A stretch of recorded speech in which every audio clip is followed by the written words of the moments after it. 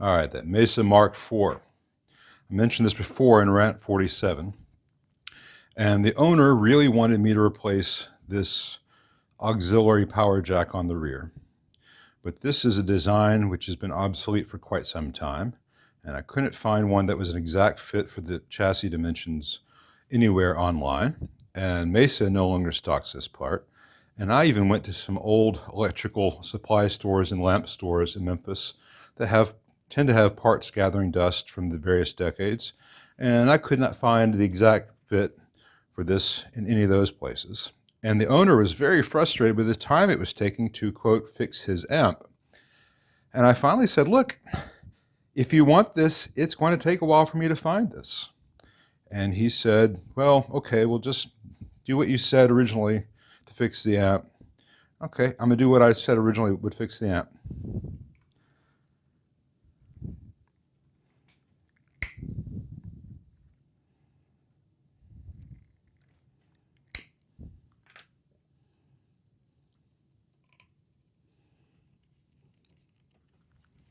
I'm going to do this without cutting any wires I don't mean to cut.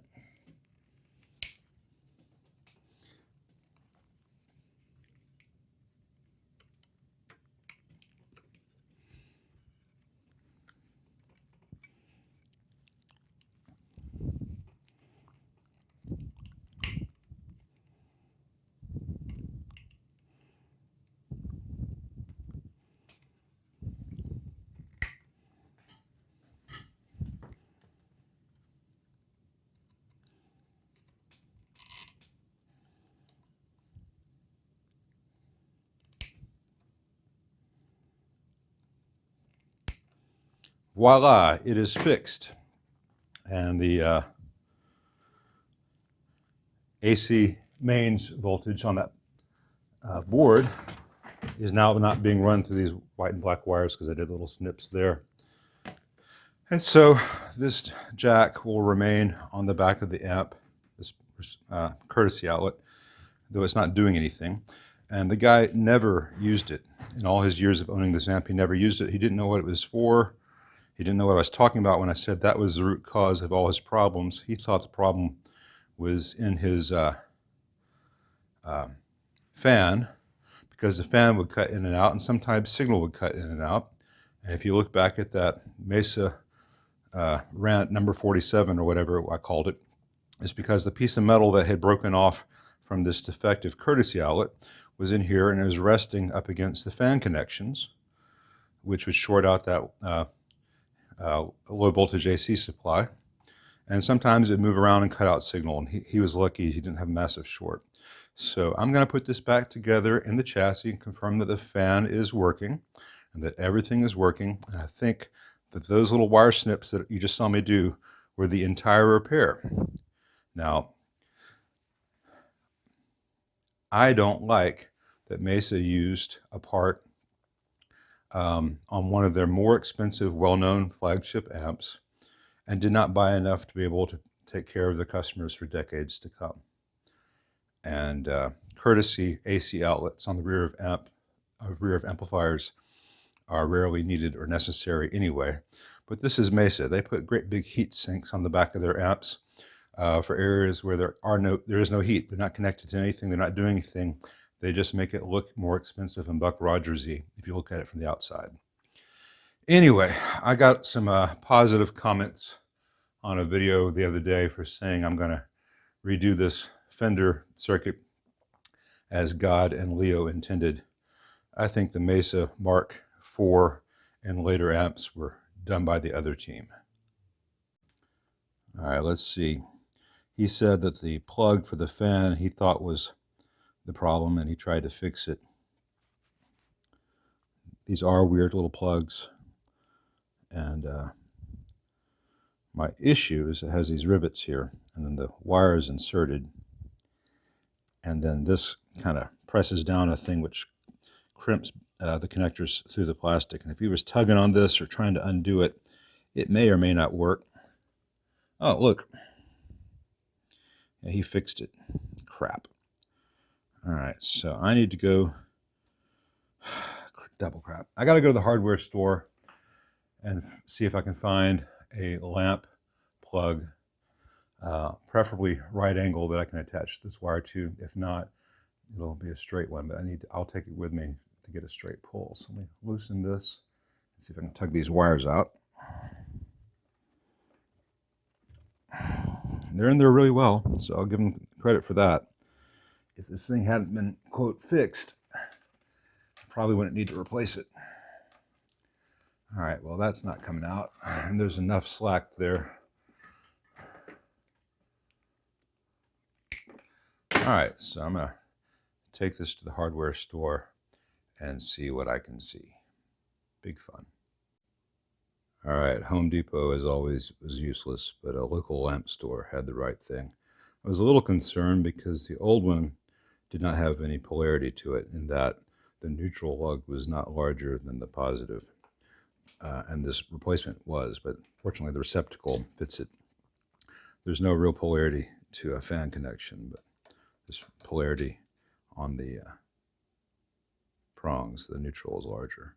So let's install this. All right, it should just pull right out. I said should just pull right out.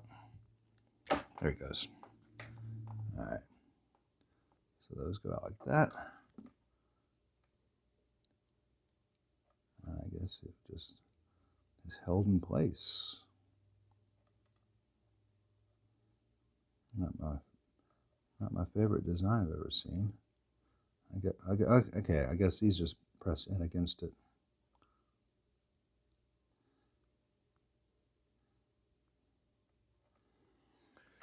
So let's see if this works. Handy dandy razor blade.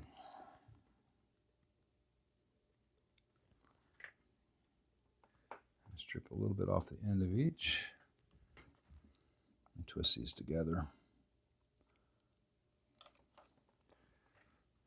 And maybe I should have done this before I stripped it, but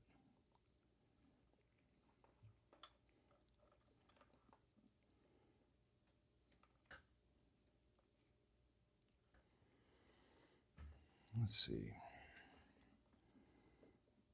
Hot and neutral doesn't matter on this.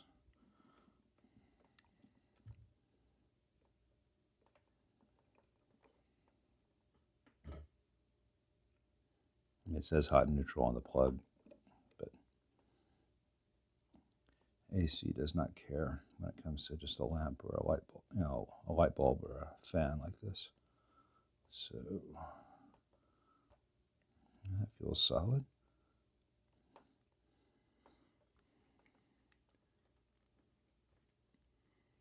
All right, this is not the most secure connection, but it should work.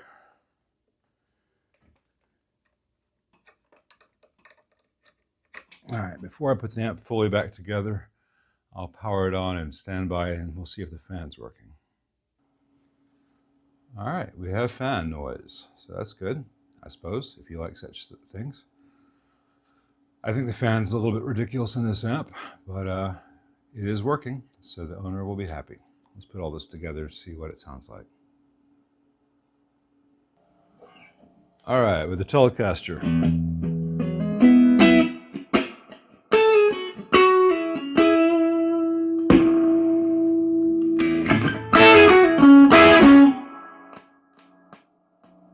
Mesas like to do that pop the first time you switch them.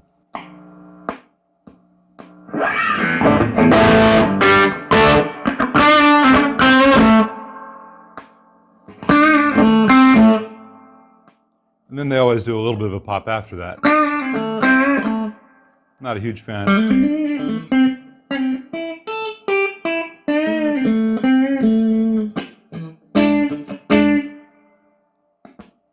Testing triode mode. Pentode. Class A, as if.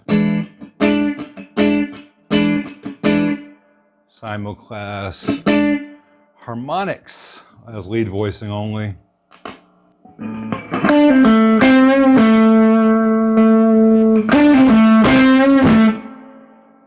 Two very variations on yuck, but they're both working. So the rest is foot switch and loop stuff. So I declare this amp buzzy and painful to listen to, but done.